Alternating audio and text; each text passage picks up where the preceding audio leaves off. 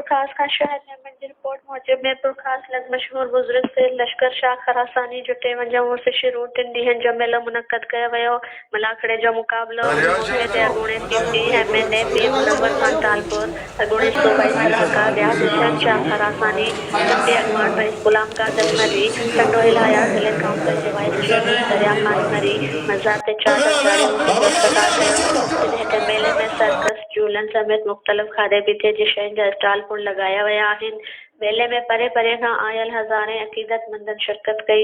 जॾहिं त उन मौक़े सिंध जे क़दीमी रांदि मलाखड़े जो मुक़ाबलो थियो जंहिंमें सिंध ऐं बलूचिस्तान जे मशहूर ग़लब पहलवाननि शिरकत कई। मलाखड़े जी पहिरीं जोड़ में इम्तियाज़ मरी ग़ुलाम मुस्तफ़ा खे शिकस्त ॾेई मुनक़द इनाम हासिल कयो।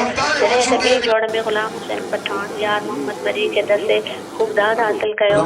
जॾहिं त टे जोड़ में माशूक मरी बिलावल मंगरियो खे हाराए छॾियो।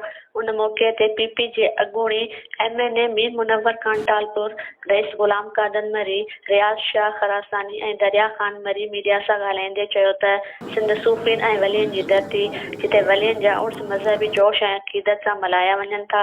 अहिड़ीअ तरह सैयद लश्कर शाह खरासानी जे उर्स जे मौक़े ते 3 ॾींहनि जो मेलो मुनक़द करण जो मक़सदु हिन ॻुट ऐं मूसक वारे माहौल मां अवाम खे तफ़रीह जा मौक़ा फ़राहम करणु आहिनि।